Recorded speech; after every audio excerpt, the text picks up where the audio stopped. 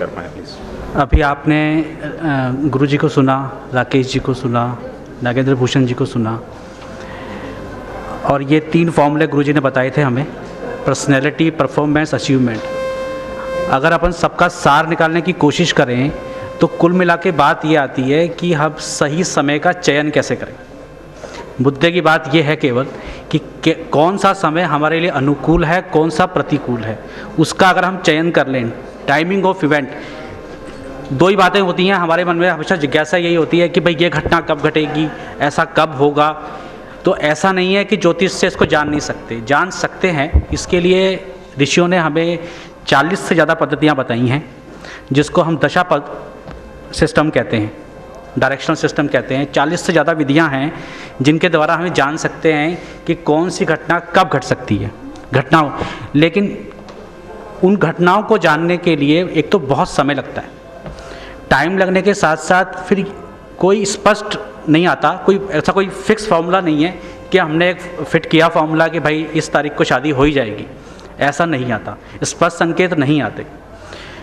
हम इसमें काफ़ी प्रयास कर रहे हैं, लगभग गुरुजी तो 97 से इस पर लगे हुए हैं कि टाइमिंग ऑफ इवेंट पे हम काम कर पाएँ और पर्टिकुलर टाइम निकाल पाएँ कि किस टाइम पर कौन सी घटना घटेगी। और मैं गुरुजी के साथ 2002 से लगा हुआ हूँ और हमने कंप्यूटर की हेल्प से भी इसको जानने की कोशिश करी। तो इसमें तो हमें कोई विशेष सफलता प्राप्त नहीं हुई कि हम कोई बहुत बड़ा काम कर पाए हों, लेकिन हमने समय को पहचानने की थोड़ी सी कोशिश करी है कि आने वाला समय हमारा कैसा होगा, उसमें हमारी परफॉर्मेंस क्या रहेगी और उसमें हमें अपॉर्चुनिटी क्या मिल रही है। अगर हम उन दोनों को एक साथ समझें कि कब हमारी परफॉर्मेंस अच्छी जा रही है और उस समय अगर हमें अपॉर्चुनिटी भी मिल जाए तो हम उस समय अपना बेस्ट एफर्ट दे सकते हैं और अच्छे परिणाम प्राप्त कर सकते हैं। फिर भी इसमें कोई अभी हमें जो भी हमें फीडबैक मिल रहा है, उस फीडबैक के हिसाब से हम इतना कह सकते हैं कि 80 to 85% जो है इसका अच्छे परिणाम है प्राप्त हो रहे हैं। इस पर जो मैंने आपको बताया जैसे 40 पद्धतियां हैं, उसमें सबसे ज़्यादा प्रचलित पद्धति है विंशोत्तरी दशा, जो आपने सुना होगा। सूर्य की दशा चल रही है, मंगल की दशा चल रही है। उसके बाद आती है चर दशा, जो KN राव साहब ने सबसे पहले इंट्रोड्यूस की थी। फिर काल चक्र दशा है, जिसको गुरुजी ने बड़ा अच्छा अपनी पुस्तक में एक्सप्लेन किया है। मैं यहाँ पे आपको लाइफ के ग्राफ दिखाना चाहूँगा जो हमने चर दशा के आधार पर बनाए हैं, और डेमो के रूप में आपको मैं श्रीमती इंदिरा गांधी जी का दिखाऊंगा कि उनकी लाइफ के अंदर भाग्य ने कितना साथ दिया और उनकी परफॉर्मेंस क्या रही, मतलब उन्होंने अपने कितने एफर्ट्स लगाए अपने इसको पाने के लिए और उनका भाग्य कितना काम कर रहा था उस समय। इसको मैं एक्सप्लेन करने की कोशिश करूँगा ग्राफ के द्वारा।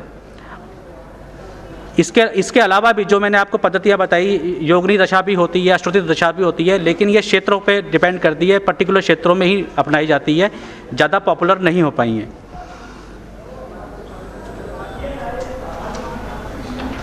अभी जो आप देखेंगे नेक्स्ट पे, यहाँ पे आपको 2 ग्राफ नज़र आएंगे। ऊपर वाला जो ग्राफ है ये तो है परफॉर्मेंस का, जो जब हमारा जन्म होता है, जन्म के जो डाटा होता है उसके आधार पे बनता है। उसके नीचे जो है वो परफॉर्मेंस है, जिसको हमने अपने सुविधा के लिए समझने के लिए बोल दिया है कि ऊपर वाला जो ग्राफ है वो तो हमारा पुरुषार्थ है और नीचे वाला जो ग्राफ है वो हमारा भाग्य है। अब इन दोनों का मेल जब होगा उसके हिसाब से हम कैसे समय का चयन करें, इसको मैं समझाने की कोशिश करता हूँ। आप इसमें मैं आपको बता देता हूँ इस ग्राफ को रीड कैसे करते हैं। जो आप ये देख रहे हैं 0, 40, 80, 120, 160, ये तो है स्तर। और जो नीचे दिया है 0, 5, 10, 15, 20, 25, ये है एज।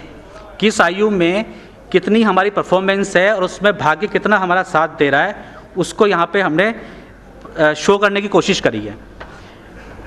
40 से नीचे अगर है, कोई भी स्तर अगर 40 से नीचे है तो वो एक्टिव नहीं है, वहाँ पे हमें कोई सकारात्मक परिणाम नहीं आएंगे, हमारी परफॉर्मेंस 0 के बराबर है, कोई मज़ेदार वाली बात नहीं है। 40 से 80 बिलो एवरेज में चल रहे हैं, 80 से 120 एवरेज में है, काम होते हैं यहाँ पर। 120 से 160 में गुड है, अच्छा चल रहा है काम, आपको भाग्य पक्ष भी साथ देगा इस समय। और अगर आपका पुरुषार्थ है तो उसमें आपको मेहनत की आपको सफलता प्राप्त होगी। 160 से 200 है वो वेरी गुड है, अगर 200 को भी कोई दशा क्रॉस करती है तो वो एक्सीलेंट हो जाता है। तो तो ये जो फिगर है ये दोनों पे अप्लाई होगी कि कब हमारी बताएगा कि कहाँ पे हमारा तो काम कर रहा है पुरुषार्थ और कहाँ हमारा भाग्य का है। तो अगर आप इसको इंदिरा गांधी के चार्ट से देखेंगे तो आपको ज़्यादा अच्छा एक्सप्लेन हो पाएगा। यहाँ पे मैंने वही बताने की कोशिश करी है कि जो ग्रीन लाइन है वो तो है हमारी पॉजिटिव लाइन, कि जो हमारी परफॉर्मेंस है वो पॉजिटिव में जा रही है, और नीचे वाले ग्राफ के अंदर देखेंगे तो वो जो ग्रीन लाइन शो करेगी वो बताएगी कि हमारा भाग्य कितना हमें साथ दे रहा है। उसके साथ एक रेड लाइन आपने देखी थी वहाँ पे, तो रेड लाइन तो है कि हमारे जीवन में जो रुकावटें आ रही हैं, जो दिक्कतें आ रही हैं, उसके लिए जो हमने जो यहाँ पे नाम दिए हैं पुरुषार्थ और भाग्य, ये हमने मैंने आपको जैसे बताया कि सुविधा के लिए दे दिए हैं। दरअसल ये डिपेंड करते हैं कि हमारे आसपास का माहौल कैसा है, हमारे मित्र कैसे हैं, समाज का क्या उसमें रोल आ रहा है, परिवार का कितना साथ मिल रहा है, इन सभी को जोड़ते हुए हमने ये 2 अलग अलग ग्राफ बनाए हैं कि आपको किस समय पर किसका हेल्प मिलेगा। वैसे हमने इसको भी फैब्रिकेशन करने की कोशिश करी है कि हम ये जान सकते हैं कि उम्र के किस पड़ाव के अंदर आपको समाज का ज़्यादा साथ मिलेगा, आप खुद कितना परफॉर्म कर पाएंगे और आपके परिवार वाले कितना हेल्प कर पाएंगे। कई बार होता है ना कि हम परिवार से दूर हो जाते हैं लेकिन और जगह हम अच्छी तरक्की कर पाते हैं, परिवार वाले में पूछते नहीं हैं, तो वो भी हमने यहाँ पर कोशिश करी है। लेकिन ये जितना भी ग्राफिकल रिप्रेजेंटेशन है इसके अंदर हमें अभी 80 के आसपास ही मिल रही है। जैसे जैसे फीडबैक आएंगे तो हो सकता है इसमें हम ज़्यादा इम्प्रूवमेंट कर पाएँ, पर इसमें अभी भी हमें गुंजाइश लगती है कि इसको अभी हम और इम्प्रूव कर सकते हैं। दूसरी बात है इसमें स्तर, लेवल जैसे मैंने बताया कि किस लेवल तक वो जाता है। सकारात्मक रेखा का ग्रीन लाइन जितने ऊपर जाएगी उतना ज़्यादा हमारी परफॉर्मेंस अच्छी होगी, उतना अच्छा ही हमारा भाग्य पक्ष साथ देगा। अगर ऊपर वाले ग्राफ की बात करेंगे तो ग्रीन लाइन जितनी ऊपर जाएगी उतनी अच्छी हमारी परफॉर्मेंस हो जाएगी। इसी प्रकार जब रेड लाइन ऊपर बढ़ेगी तो यानी कि लाइफ में उतनी मुश्किलें आ रही हैं, हमें आसपास का जो वातावरण है वो सही नहीं मिल रहा है, दिक्कतें ज़्यादा बढ़ रही हैं। अगर ऐसा होता है कि रेड लाइन जैसे आप देख रहे होंगे रेड लाइन ऊपर जा रही है, ग्रीन लाइन नीचे आ गई, अब यानी कि ये हो गई कि अब मुसीबतें हमारे सर पे आ चुकी थी। अब इस समय अगर इस समय भाग्य पक्ष भी ऐसा ही हो जाए तो वो सबसे क्रूशियल टाइम होता है। ऐसा देखने में आया है कि वो आदमी उस समय कहता है ना कि मैं मुसीबतों से घिरा हुआ हूँ, वो वाला समय वहाँ पे शो करता है। इसी प्रकार जब ढलान आता है, जब ग्रीन लाइन नीचे की तरफ आती है तो इसका मतलब ये है कि हमारा पुरुषार्थ हमारा साथ छोड़ रहा है, हम जो मेहनत कर रहे हैं वो हमारे साथ नहीं मिल रही है। लेकिन जब रेड लाइन नीचे तरफ जाती है तो ये है कि अब मुसीबतें छूटती जा रही हैं। ऐसे समय पे यदि हमें भाग्य का साथ मिल जाएगा तो हम अच्छा कुछ कर सकते हैं। इसी को मैंने आगे अब नीचे वाले ग्राफ के साथ समझाने की कोशिश करी है कि अगर भाग्य पक्ष के अंदर ग्रीन लाइन ऊपर चलेगी तो भाग्य पक्ष साथ देगा हमारा। और जब अब देखिए इसमें जैसे आप देख रहे हैं कि लाल लाइन बिल्कुल नीचे नीचे नीचे नीचे चल रही है और ग्रीन लाइन ऊपर ऊपर चल रही है, तो अब यानी कि घबराने की कोई ज़रूरत नहीं है। अभाग्य जो है, जो मुश्किलें हैं वो हमसे नीचे हैं। देखिए जीवन है तो दिक्कतें तो हैं ही, ये तो बात मान के चलिए सही, कभी भी स्मूथ ग्राफ नहीं चलता, हमेशा up down up down up down चलता है। लेकिन सबसे अच्छी बात ये रहे कि वो नीचे रहे, हम ऊपर रहें। अपने आप एक कहावत भी कहते हैं कि भाई भगवान कुछ भी कर, अपना हाथ ऐसे रख, बस हमारा हाथ ऐसा रहना चाहिए, फिर कोई टेंशन नहीं है। तो उसी को अगर आप यहाँ पर रिलेट करने की कोशिश करेंगे तो ज़्यादा समझ पाएंगे।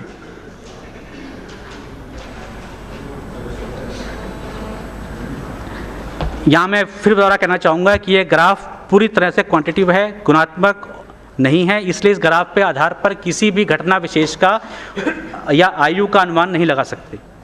ये केवल सामान्य सुविधा उन्नति और असुविधापूर्ण समय का ही अनुमान लगाता है और ग्राफ के उच्चतम और न्यूनतम बिंदुओं के जीवन के श्रेष्ठतम और निम्नतम का समय क्या रहेगा, कौन सा समय हमारा ज़्यादा फेवरेबल है, कौन सा ज़्यादा फेवरेबल नहीं है, ये केवल उसी को ही डिस्क्राइब करता है। यहाँ पे हम किसी घटना के बारे में प्रिडिक्ट नहीं कर सकते कि इसमें ये घटना घट जाएगी, बस ये बताएगा कि ये टाइम फ्रेम जो है वो टाइम फ्रेम हमारे बहुत ज़्यादा अनुकूल रहेगा, परिस्थितियाँ जो रहेंगी हमारे बहुत ज़्यादा अनुकूल रहेंगी। अब ये इंदिरा गांधी जी का ग्राफ है। 35 वर्ष से नीचे नीचे को मैंने यहाँ पे शो करने की कोशिश करी है। ऊपर वाला परफॉर्मेंस है, नीचे वाला उनका अपॉर्चुनिटीज़ है। अब आप देखिए कि उनकी परफॉर्मेंस जो है वो 200 के पास थी 55 में, और उसके बाद एवरेज पे चल रही है 120 के आसपास उनकी परफॉर्मेंस। अब आप देख लिए ये है 1952 सन 1925 से ऊपर वाले ग्राफ में परफॉर्मेंस का प्रोडक्टिव एवरेज स्लैब से हाईएस्ट लेवल के आसपास चल रहा है, जबकि काउंटर प्रोडक्टिव जो लाल वाली लाइन है वो लगातार नीचे घटती जा रही है। और अब नीचे वाले ग्राफ में देखें, अगर आप भाग्य स्तर वाले में हैं तो वहाँ पर अपॉर्चुनिटीज़ मिल रही हैं वो भी पीक लेवल से आकर नीचे की तरफ आ रही हैं, यानी कि भाग्य पक्ष साथ छोड़ता जा रहा है, लेकिन साथ में जो अभाग्य है डिमोटिव वाला जो स्लैब है, रेड लाइन है, वो भी पर नीचे की तरफ है। ओवरऑल भाग्य ऊपर है उसके मुकाबले में।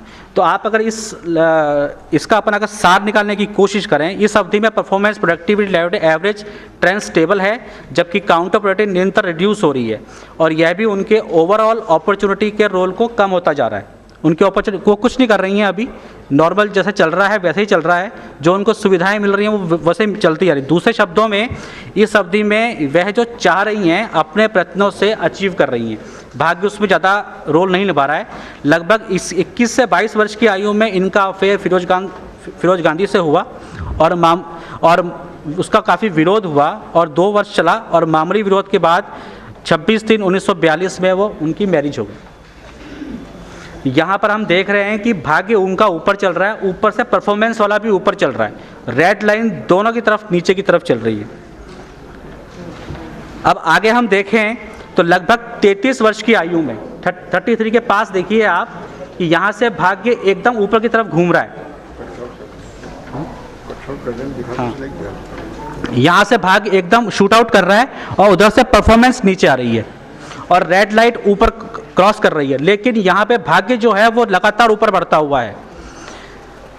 अब आगे देखें तो 33 वर्ष की आयु के बाद से ग्राफ की जो भाग्य है वो पूरा प्रबल होता जा रहा है। आप देखिए वो 200 के क्रॉस करने की कोशिश में लगा हुआ है, यानी कि भाग्य पूरे अपने चरम पे चल रहा है, जबकि उनकी परफॉर्मेंस जो है वो लगातार नीचे की तरफ आ रही है और रेड लाइन जो है वो ऊपर की तरफ आ रही है।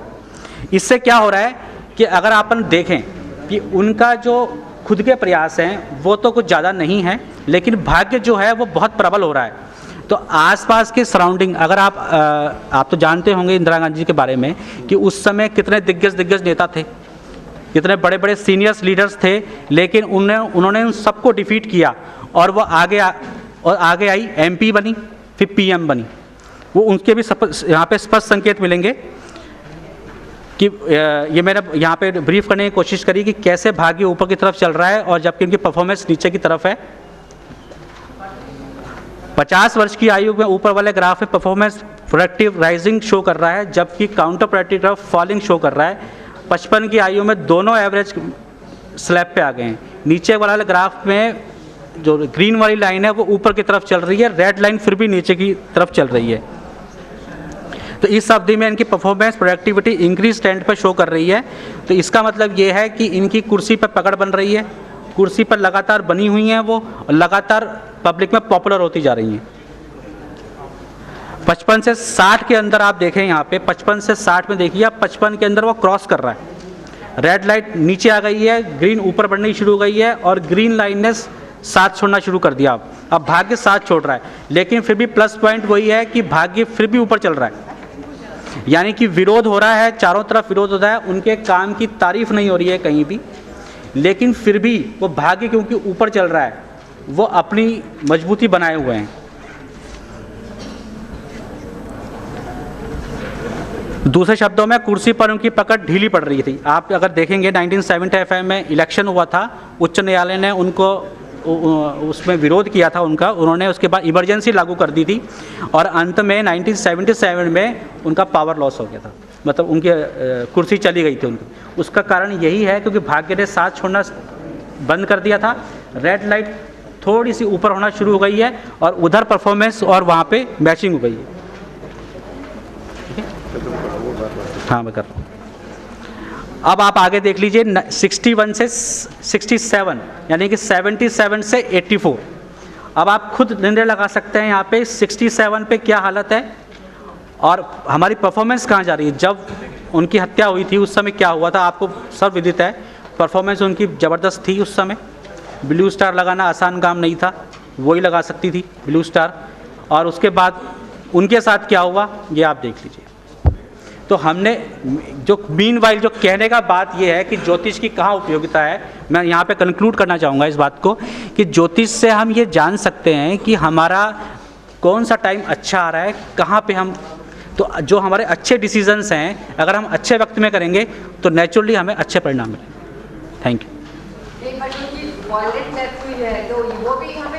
नहीं, मैंने आपको पहले ही बताया, यहाँ घटनाएं नहीं पता लगेंगी, यहाँ पे ये पता लगेगा केवल कि भाग्य कितना साथ दे रहा है, आप कहाँ तक स्टैंड कर पा रहे हैं, बस अप एंड डाउन बताएगा लाइफ के। वीरभद्र अग्रवाल हमारे वीरभद्र अग्रवाल जी ने बहुत अच्छे इंसाइट दिए और केस के तौर पर श्रीमती इंदिरा गांधी जी के बारे में जो प्रेडिक्शन किए हैं वो सभी को विदित हैं, उनकी लाइफ और उनके जीवन क्रम की घटनाओं के बारे में, और ये सोचकर